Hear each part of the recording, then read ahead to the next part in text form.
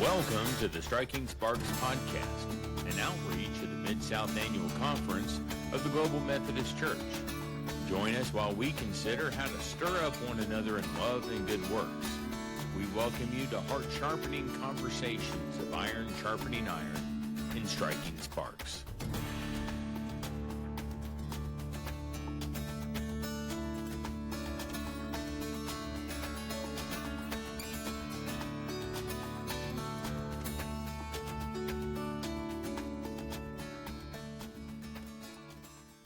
Hey, you beautiful people. I'm John. I have a new co-host with us today. We have Greg with us.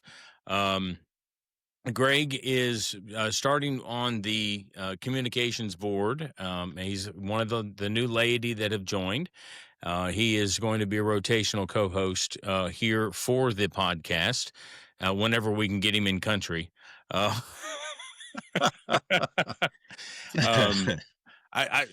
I used to fly to the West Coast as much as he flies overseas, so he's well traveled, and we'll actually get a little conversation with him perhaps in another episode where we can actually sit down and meet Greg. But with us we have a person we had on episode 9, which is our lay leader for the annual conference. And for this one moment, I'm gonna skip the formality, but it's David Duggan. He is a judge, and because if you watched episode 9, you know, prior military, if you tell me you were a general, you're now general from now on. He told me he's a sitting judge, so he's judge from now on. So Judge Duggan is with us, and we are thankful to have you with us back here to actually talk about lay leadership in the local context. And so, Judge, welcome to the show. Thank you. It's good to be here. It's good to see you and Greg. Well, and from what we were talking about beforehand, I hope you guys stay safe and weather-wise. Yeah, we've had some stormy weather around us today. There was a tornado warning in Oak Ridge, but I don't know if anything actually got on the ground. But been some black skies around.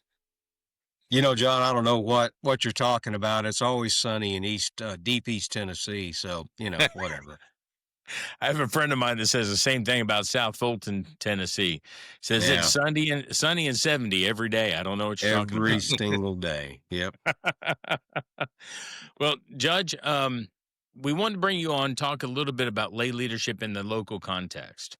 And so what exactly, and the reason I say this, the question is, what exactly does a lay leader do? Because, particularly from a clergy standpoint, every church I've been to, lay leadership has been done different. And that's, from the UMC to now the GMC, it's the same thing. It's like every church has its own understanding of lay leadership, some of which is close to the Book of Discipline and now the Book of Doctrines and Discipline. Some of it is not even there. So what does a lay leader do? Well, let me I will get to your question very quickly, but let me start with something I always like to clarify when we talk about these things. We're not talking about certified lay ministry. As many times as we have explained this at annual conference and in other places, people have a hard time understanding that we're not talking about certified lay ministry or any kind of certification process. In fact, just last week, I had some email communication with the presiding elder who has talked with me about the possibility of doing what I call local church lay leader training in that presiding elder's district. And one of the first questions I was asked in the email was about, well, how do they move their transcript? Right? She was clearly talking about certified lay ministry. And so I always have to explain that's under the board of ministry. What I'm doing is local church lay leader training. And to be honest, it's a program, a training program that I've just put together by myself. Now, hopefully it's gotten better as I've gone because I've learned by doing these. We had a session back in early May, in Whitwell, Tennessee, Marion County, which I thought was the best one of these we've done. It just clicked that day. But one thing I learned that day, and also from a Zoom training session that I did, is that we can learn from each other. And one of the best parts of each of those two programs was to listen to people talk about what they're doing in their churches and letting people learn from each other. Now, getting back to your question, there's actually a section in the book of Doctrines and Disciplines, section 342, that has a list of duties of lay leaders. But I always start when I do these with another handout, which is section 304. Did you hear that loud explosion of lightning? I did. Hopefully we will not lose power. I always start with section 304, which is called the ministry of the laity, which is beyond, of course, lay leaders. It's everyone in the church who's not ordained. And I had an interesting experience just this past Sunday morning. I was talking about lay leader training in my Sunday school class. And one of my class members said, well, what exactly is laity? And, we assume that people know what we're talking about. But we should not make that assumption that everyone knows what laity is. But I said, well, it's us. It's everyone who's not ordained. It's everyone in the church who's not ordained. But I like to start with talking a little bit about the laity. And I always make it clear when we do these training sessions that while it's called local church lay leader training, it's for all laity, and even all clergy are invited. Everyone's welcome to come to these sessions.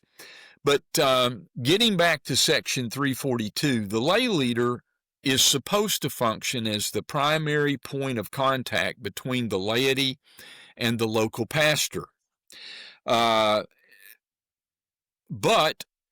one of the things I talk about in these sessions is the fact that there's always going to be overlap, because most churches have various and sundry committees, and sometimes they're called different things. Not everybody has a board of trustees or a finance committee. Most churches do, but in our church, for example, those two functions are combined in an executive committee. And the book of Doctrines and Discipline actually allows quite a bit of leeway about how you organize your local church. So you might have an education committee, you may have a missions committee, you may have a prayer team, various and sundry committees or boards who all are points of contact with the pastor. And so there's always overlap. And one of the things we talk about in these sessions is how to deal with overlap. You don't want to, as lay leader, take over someone else's role or invade their turf, for example. But I suggest ways that you can work together. So let me stop there for a minute and let you begin to ask questions. Well, David, Greg, I'm sorry, go ahead. No, I said, you want to come on up, Greg? Sure. Yeah.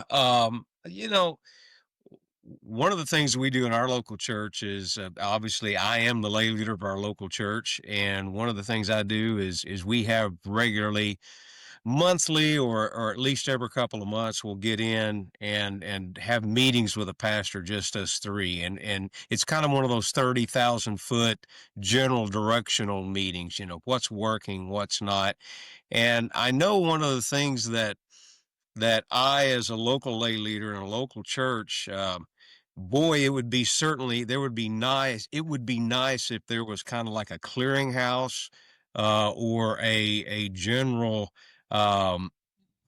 resource area where we could get together, or maybe on a quarterly, lay leaders in a different area, and share best practices. What is working in your local church for evangelism? What is working, as far as like a small church, less than 100 people? What the committees that are necessary, and some of the things that can be combined. What is working and what isn't. What would you say to that?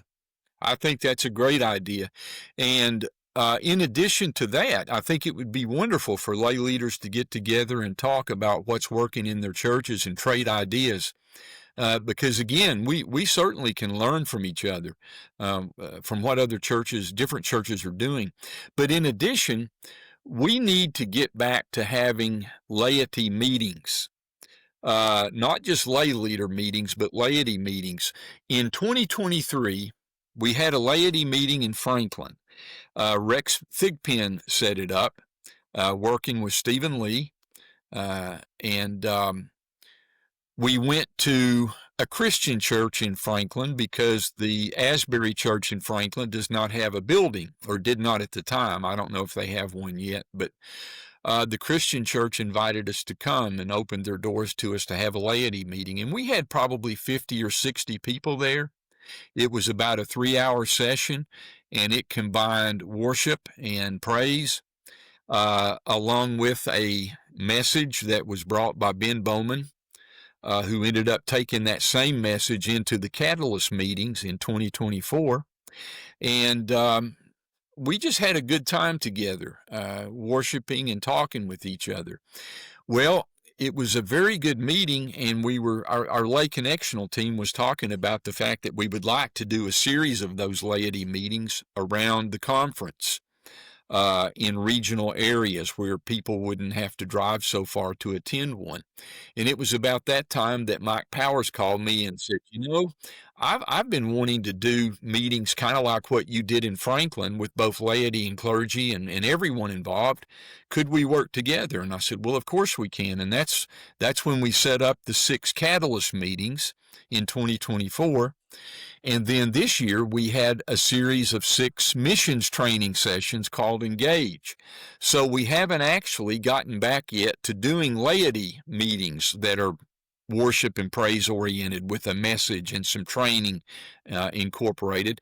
But just this past week, and you're getting some news here because I don't think conference has heard about it yet, but we are going to do a laity session at our treasurer's church, Dennis Bausch, and all of a sudden I'm drawing a blank on the name of the church, but it's across from Opryland in the Nashville area.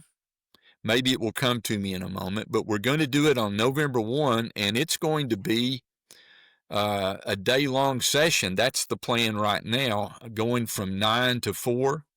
With a lunch provided that the laity can eat together, get to know each other. So, yeah, I think it's a great idea, and I think we also need to have laity meetings. It's just striking me because I know the church right across from Opryland is a Nazarene church. Is he coming to us from the Nazarene? No, well, I don't know where he comes from. He very well may. But I don't think, I'll tell you what, maybe I can quickly put my hands on this, just a second. Pennington Global Methodist Church, located in Nashville, actually Donaldson, near the Opryland Hotel, Pennington GMC. Okay. So that's where we will be on Saturday, November 1. Awesome. That sounds like a good time. One of the things that, we describe ourselves, Judge, as a lay-led movement, and there seems to be this, acknowledgement. Of course, the lay-led movement came from only having a actual ordained minister, maybe hitting your church once a month on a circuit, at best. Now it seems like you talk about, if we want to be a lay-led ministry, well, that's the pastor's domain. There's this very much of a deferment of spiritual matters and things. And so I'm curious on the tension meter. Where should that be where the lay leadership should take the fore, and should we be dragging the pastor in certain areas, or how does that manifest itself? So far, I have not experienced that tension. Now, I'm sure it's there, and I'm sure I will experience it in time, but I have not so far. Let's come back to that in just a second. Where I have experienced some tension is and this has manifested itself in conference council meetings and other places, some tension between what's going on at the global level, the national church level for the GMC, and then the local church. I think it's an unavoidable tension because we're trying to balance all of these things, and we've got to find some happy medium on some of these points. We all know some of the problems and difficulties and we try not to talk about it so much because we're now out of the UMC and we're on our own and we're headed on our own way, so we don't want to dwell on the past. But to set the stage, we know some of the problems that we perceive that we experienced in the UMC with hierarchy, with top-down governance. And so the GMC has been committed from the beginning to building the church from the ground up and to the concept that laity and clergy are in ministry together. They're in partnership. And so at the global level, we have struggled with things going into convening conference in Costa Rica last year, and then it's going to come up again. Greg knows more about this than I do because he serves on the Global Commission for the Episcopacy, whatever that official name is. But we're continuing to talk about the role of bishops, for example, and what kind of authority they should have and what their role should be. And some of the tension is, nobody wants to be UMC2. And yet, at the same time, we understand that we have to have a certain amount of governance. We have to have a certain amount of order and authority. And so where do we meet in the middle on those things? We can't be so afraid of structure and bureaucracy that we're in chaos. And yet we don't want to have a hierarchy that controls the local church and dictates to the local church. So I don't know how over time we work all of that out. But that tension is there. I think the same thing probably could be said of the annual conference and the local church, or even within the local church. And that's what you were getting to, Greg. Most pastors will tell you, at least when they're speaking, it's not up to me to do everything. I need help from the laity. I can't do all of the evangelism and all of the missions. I need help, and I think most pastors understand that. But then there may be practical problems in terms of actual management of the church. How much authority does the pastor want to relinquish? Or is it just a matter of following the book? But I haven't had to deal with that in the local church yet. I'm sure it's there, but I haven't had a problem.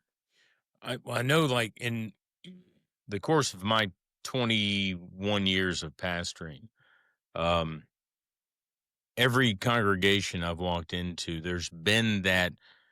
But and I always say the worst thing that ever happened to the local congregation is the professional preacher, because all of a sudden churches that they would like, okay, well, that's the pastor's job, that's the preacher's job. And I'm thinking, and even in our last conversation with Ben Bowman on our last podcast, the most rapid growth the Methodist movement has ever had was when the lay leadership within the congregation led, and the pastor that was there to support. And so in my 21 years of pastoring, I've always come into a church saying, let's figure out where your heart is and where I can augment that. Because I believe what happens is you get a lot of preachers, and this is coming from clergy, that maybe feel a little ego-driven. And I don't mean that in a, like, it's their ministry type ego, like they got to have the JMC ministries or the Hagee ministries or whatever it is.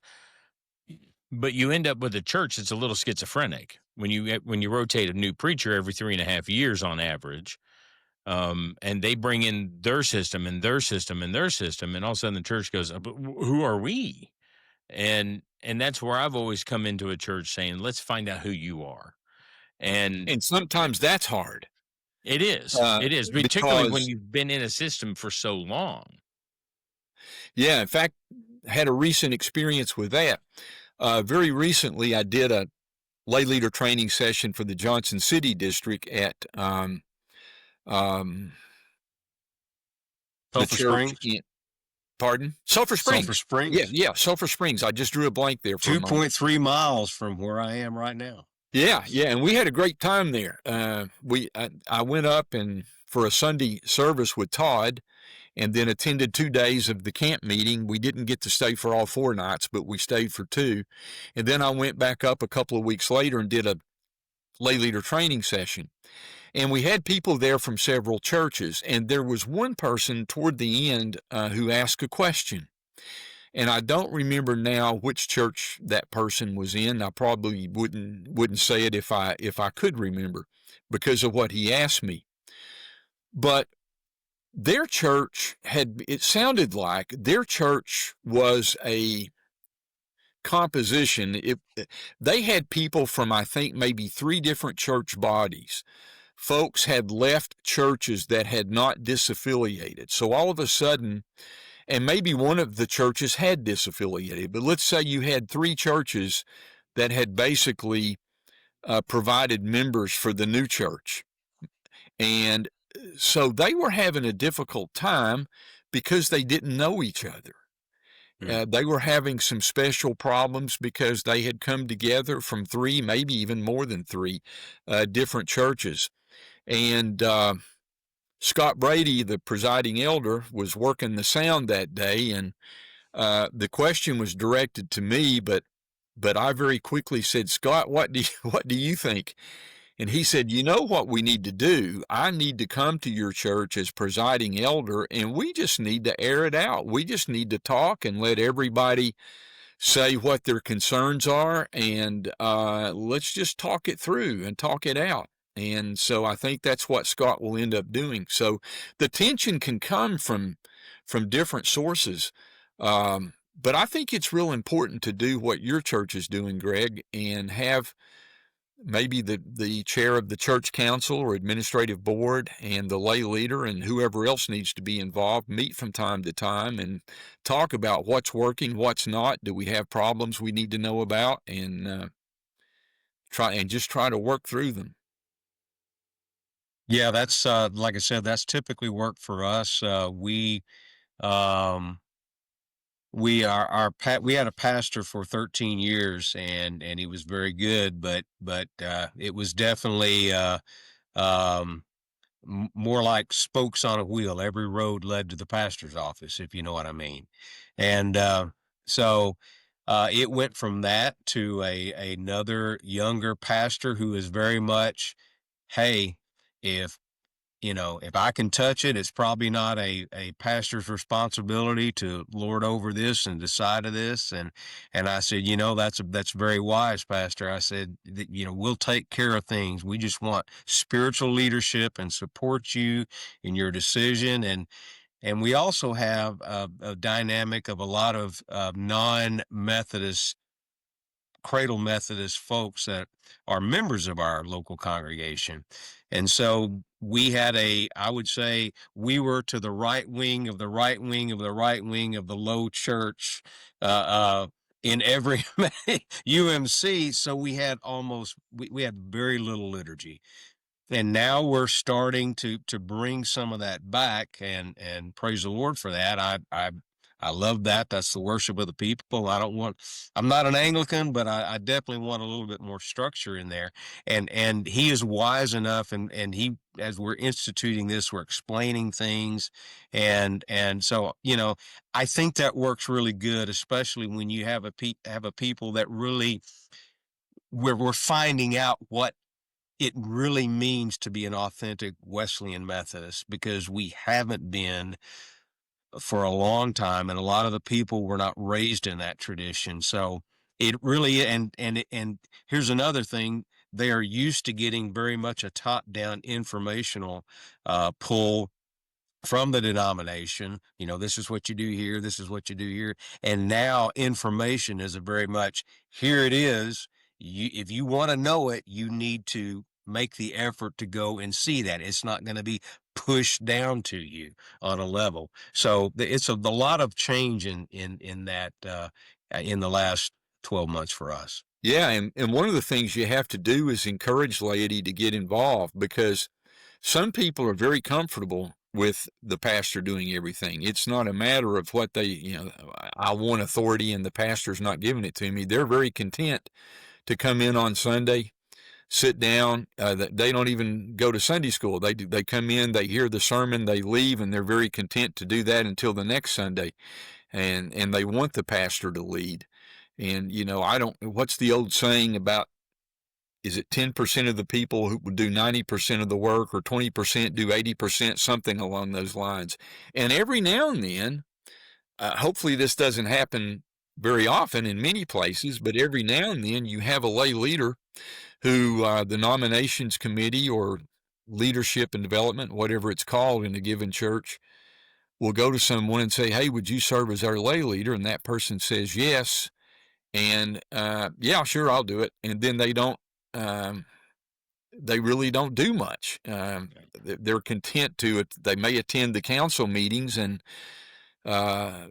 whatever committees that they're on by virtue of being lay leader, but they really don't do much. And we have to try to change that too.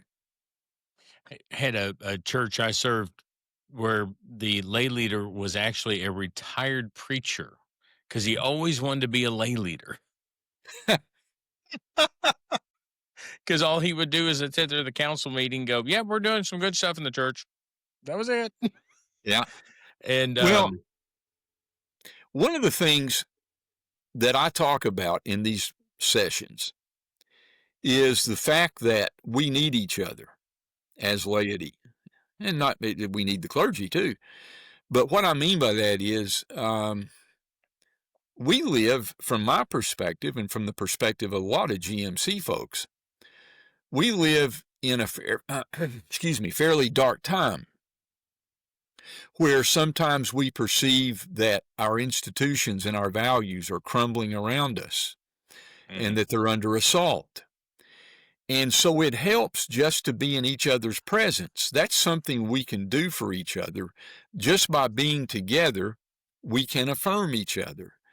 Now, not everyone who's in a GMC church believes as the majority does. Some people, even in our church, for example, were probably very comfortable being in the UMC, but for whatever reason, they stayed with us when we disaffiliated. Not everybody who was not happy with what we believe left. We had some who don't agree on the issues, but they stayed with us.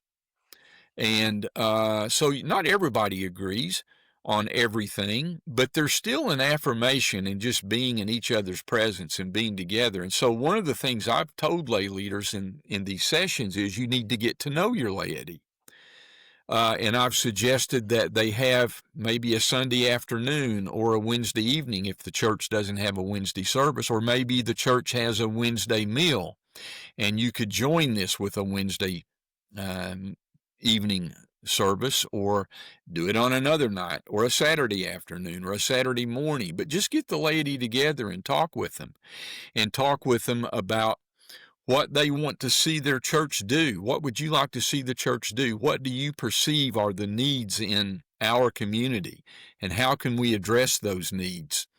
And that's one of the reasons that I talk about overlap, because I encourage lay leaders, for example, to encourage building missions in the local community, to develop a prayer team and then actually pray for each other, to promote Sunday school and small groups.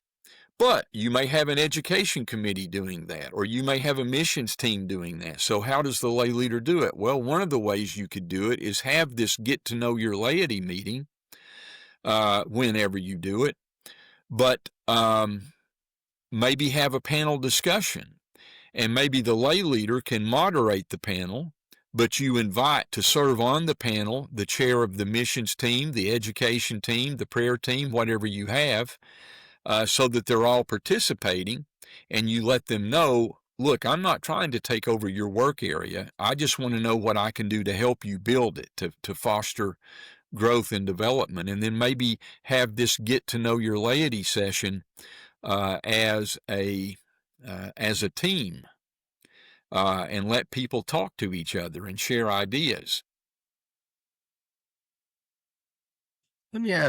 Let me ask you a question here. For many, many years, Sunday school, Christian education was all pretty much lecture based.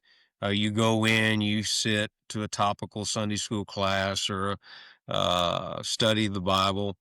And then when we look at that period of time you were talking about, when you actually had lay led ministry and the greatest growth that our movement ever had, the key to that was accountable discipleship, not lecture. And so tell me your success stories with the transformation of Christian education to perhaps a more accountable discipleship form. Well, uh, I think that the GMC, uh, I'm not saying that we have done this yet, but I think the GMC, one of the things it's emphasizing is to recover that Wesleyan theology and get back to the concept of bands and classes, um, where you have these small accountability groups. Uh, and, you can find that even in secular circles. For example, the Benedict option that Rod Dreher wrote, where he was encouraging people to form these small groups, um, where they can be in touch with each other and hold each other accountable in terms of preservation of our culture in general, not just, your church's theology on Sunday morning.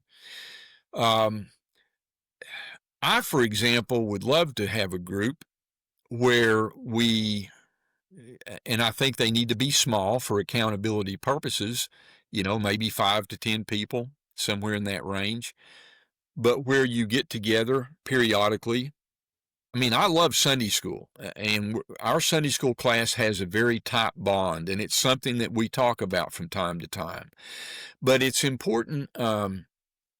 It is an accountability group. I find myself sometimes thinking, catch myself, we all occasionally say or do something we should not, but sometimes I have the presence of mind, and hopefully I'll get better at this as we work on our holiness and maturity and spiritual maturity and all of that.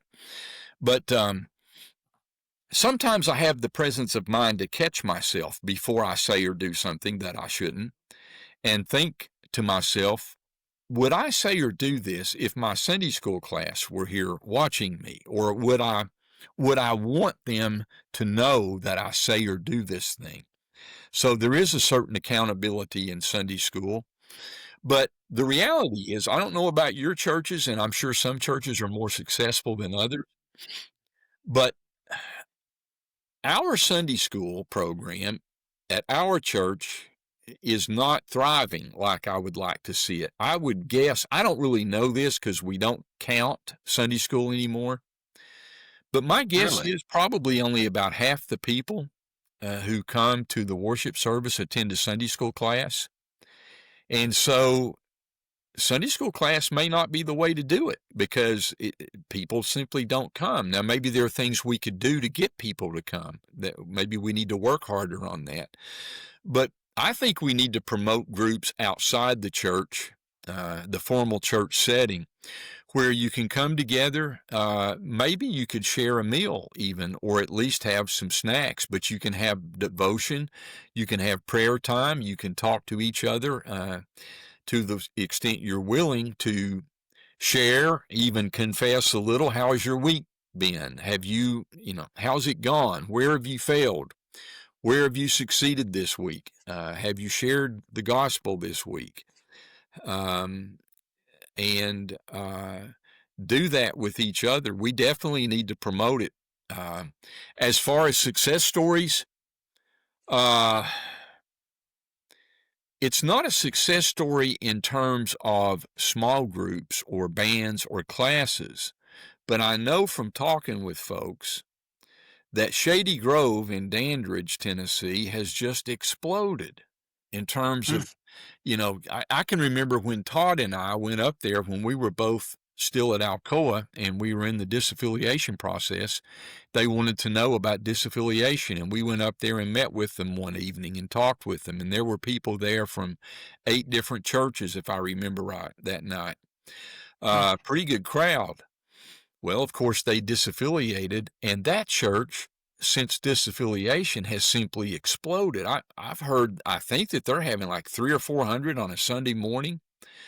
Now, I don't know how that's Outstanding. translating into small groups, but it's certainly a success story. They're doing something right. And we need to find out where those small groups are working and how they're working. I've thought it would be fun to have a group where you have some prayer time, you have devotion. Maybe you even get around if you're at a home with a piano and somebody knows how to play, you gather around the piano and you not only sing an old hymn, but maybe you sing an old tune from our culture, something like The Sidewalks of New York or A Bicycle Built for Two. Whatever it is, you embrace our culture and affirm each other and uh, maybe every now and then watch a movie together. I mean, not everything has to be spiritual. Right. I'll tell you what's interesting in the churches that I have been in where I've had two congregations. The church that had Sunday school following worship always had better attendance in Sunday school than the church who opened with Sunday school. Well, we tried that, but here's what ended up happening. We were having 2 services and Sunday school between them. We had an 8:30 service, Sunday school at 9:30, and then 10:45 worship.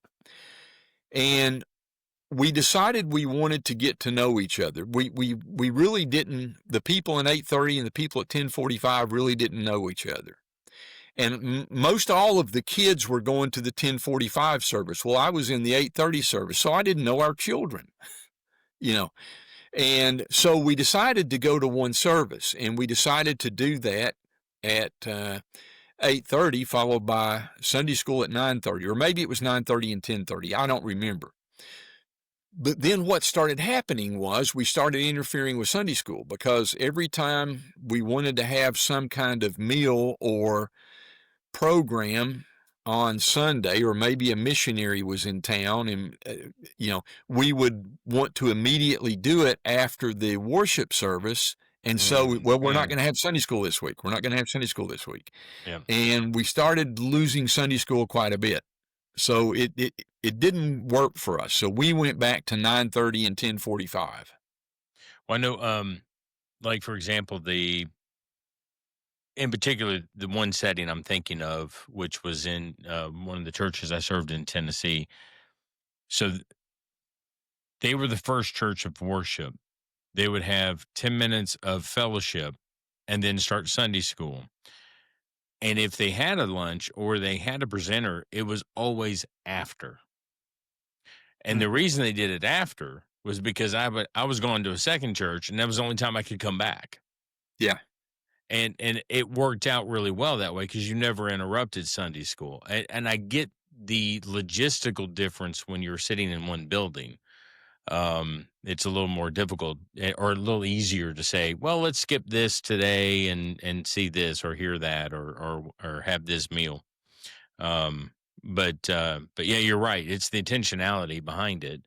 And we struggle sometimes when we can say, hey, let's just skip it this week and do this. But I know going back to what you were talking about as far as the laity, I think we miss a lot of opportunity for the laity to engage one another. And I don't mean this to say it this way, but outside of the clergy. Yeah, maybe I'm there running the soundboard for them while they talk. That's fine, but I don't need to lead it. And I think we've missed that quite a bit in from our old to our even our new. that opportunity for the laity to feel like they can engage one another openly and with sincerity. Well, one of the things I usually mention, I think that's so important that I have suggested, I always do in these sessions, that maybe occasionally from time to time, you simply have something social at the church. Uh, and I draw the analogy to when I was a boy growing up, and we used to do what we called visiting. Hmm. And it was usually people that my father worked with or people that we went to church with, and more often than not, most of the time, people we went to church with. And we would see each other on Sunday mornings, but sometime during the week, it might be a weekday night, it might be a Friday or Saturday night, we would go to each other's homes and we would just visit. And the adults would eat cake and or pie and drink coffee, and the kids would play or listen to records or whatever we were doing, depending on how old we were. And we just spent time together, and that's how we built relationships. And so I've suggested that, we don't necessarily have to have a sermon or a teaching every time we get together. And I think it's so important for us to be together, again, to affirm each other in this age in which we live, that maybe sometime we could just have a social event where people bring brownies and cookies and we have tea and coffee. Now, you might want to have an opening devotion, or you might want to have someone strumming on a guitar, or What I was actually going to say about that, and hopefully we can get Judge back to talk about that a little bit later, is that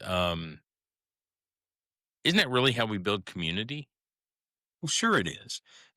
You can't you can't build community unless you have relationship. You can't build relationship from 1 hour a week and then sitting in a normal lecture in Sunday school. I mean, I can't have a relationship even in business.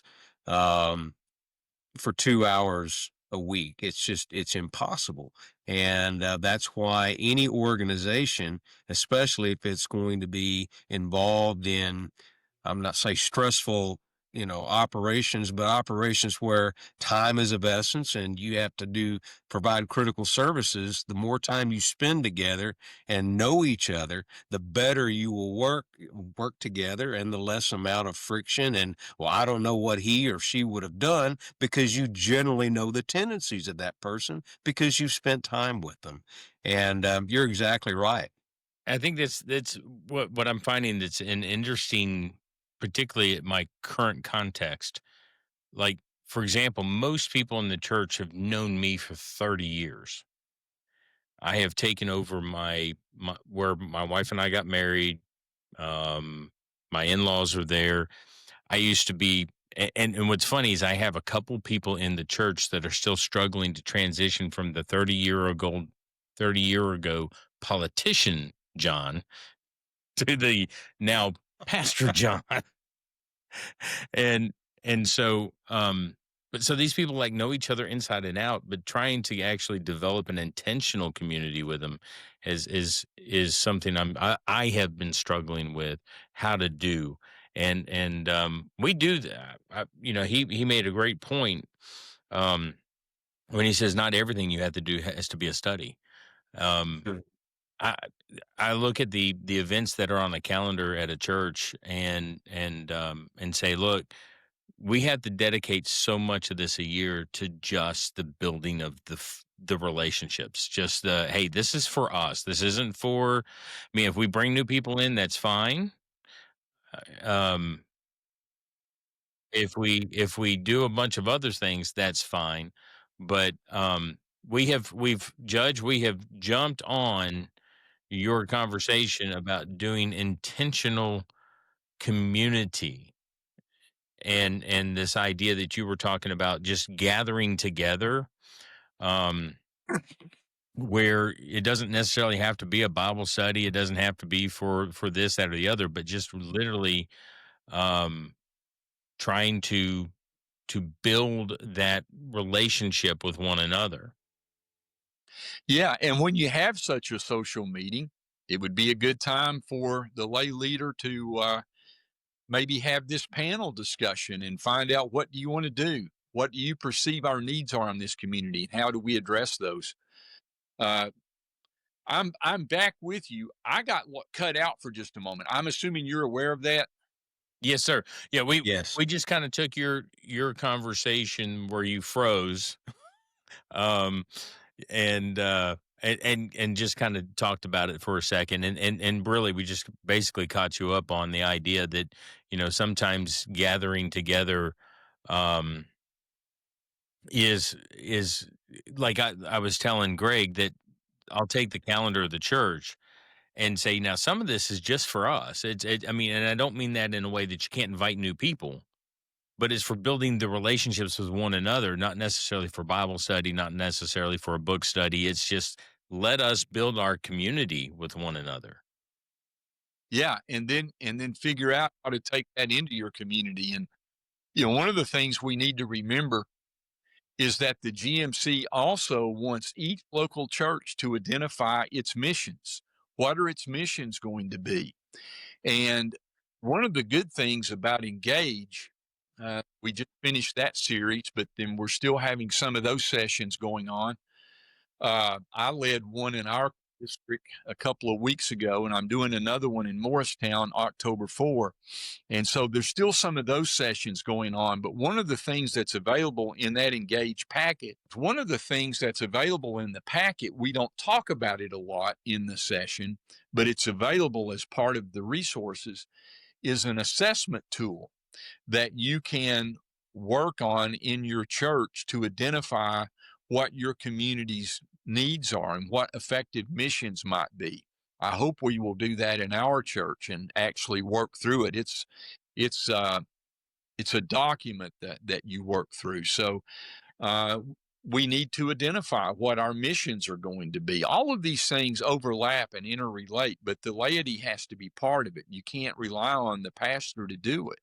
The pastor is just not going to be able to. He or she can equip people, but it's going to take boots on the ground, we will say, to get these things done in our communities. And what's neat about the GMC that's different than our previous denomination is the potential for longevity, where, like, for example, and I've always used this as great example. I think at least I think it's a great example. It may be a horrible one, and you both laity can let me know. um, but what I have always done going into a church is it's trying to find where their heart is, trying to figure out where their mission needs to be. We don't need to start something that I am that my heart leans toward. For example, I used to be a registered nurse. I was a trauma nurse in Nashville. So I'm going to start some sort of healthcare clinic every church I go to. But when I leave, what happens to that healthcare? Yeah.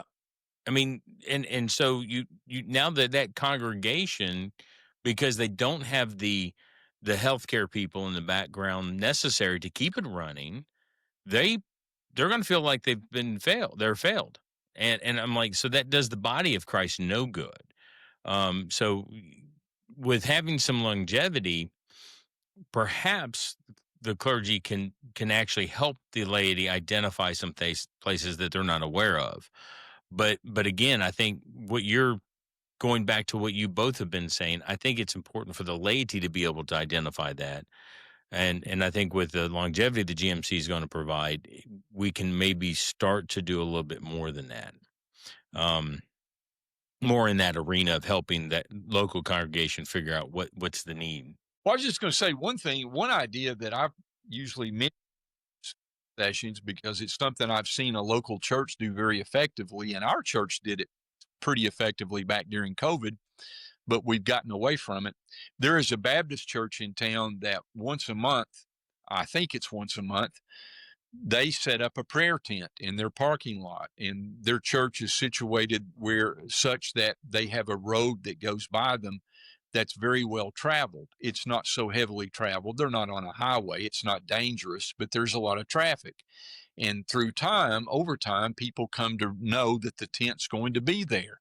And they set up a prayer tent in the parking lot, and people will actually pull off the road into the parking lot and they will have some refreshments, just simple things like maybe even as simple as just bottles of water.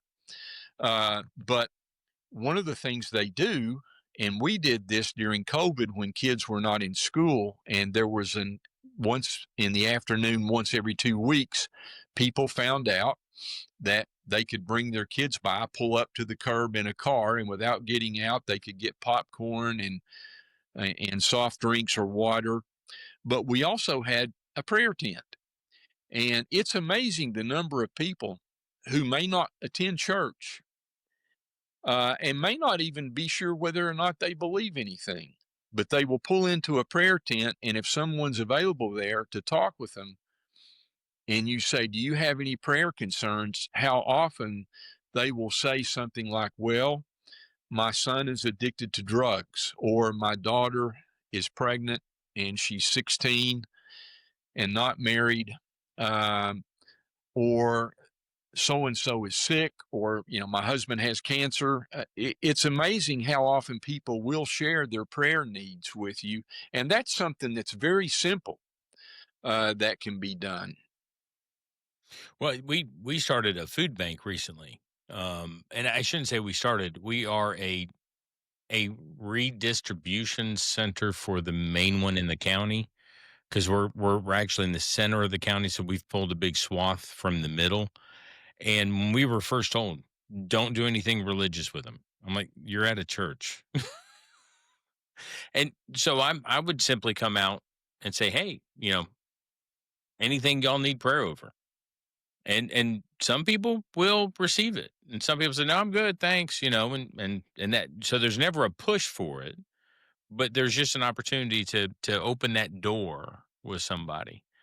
And I think that's, but I've got a bunch of prayer warriors in my church, and I wrote that down about the drive-through prayer tent. I'm liking that. No, we do that as well. That's one of the things we started with our new pastor, and we started it once a quarter, and now we're trying to move it to once every couple of months.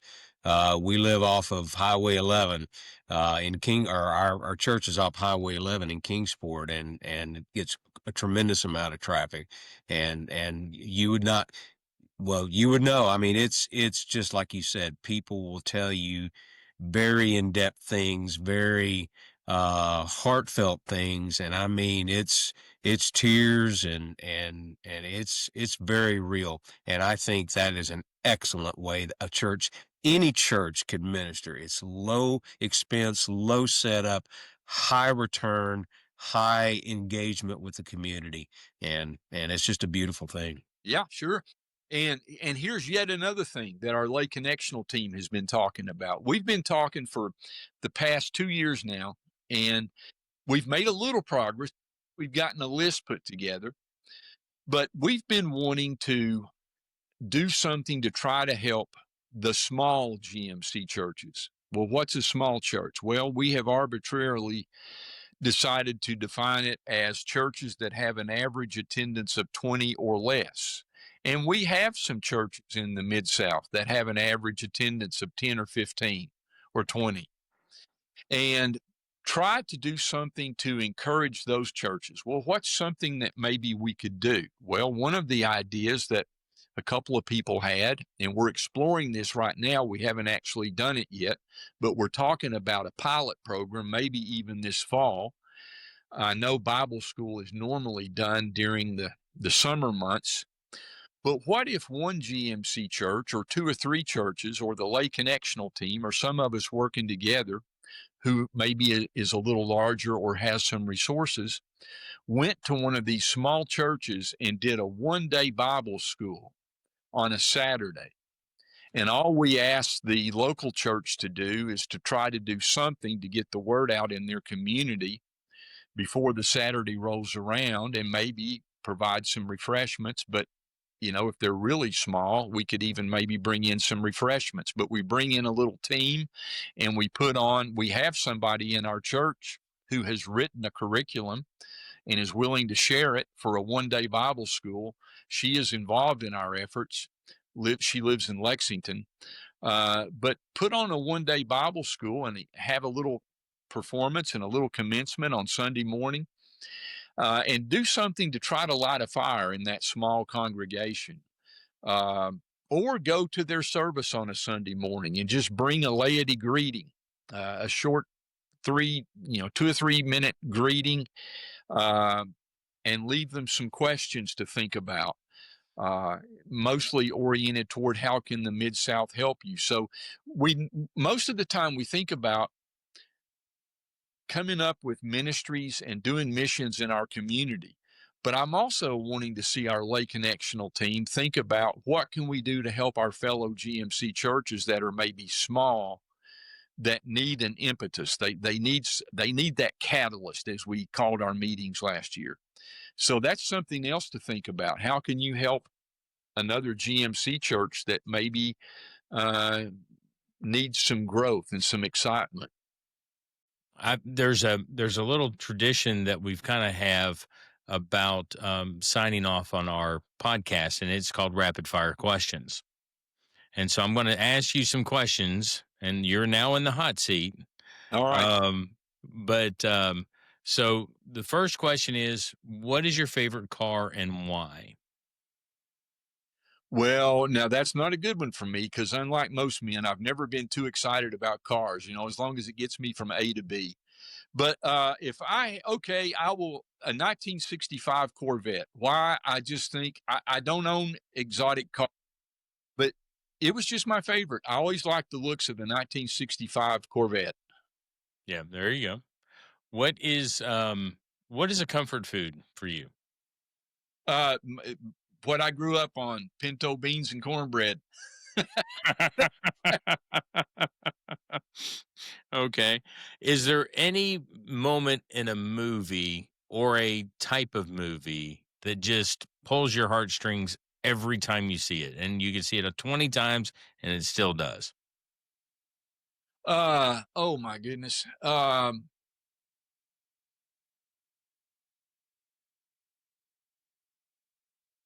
my goodness. I can't I can't think of one tied to a movie. I guess I can think of one. My favorite movie is Midway. Oh, okay. And the part that always tugs at my heartstring is at the end of the movie. The movie is over and they scroll the Winston Churchill quotation. Mm. That one gets to me every time. Gotcha. What do you do to recharge? I read heavily, and that does it for me. I like to sit on the deck with my Merlin app and identify the birds that are singing. Those are the two things, I guess. Gotcha. Greg, you've never asked any of these questions, and I've kind of committed them to memory. Is there any rapid fire question you want to ask the judge? No, I've never developed or never thought about this. I will for the next time. Uh, That's the Merlin app. Gotcha. It's great. Judge, I'm not going to, since you and I are not going to be mischief on the back end of the far left of the plenary there at the general conference in South Africa. What are you going to do to entertain yourself without you and I to cause trouble?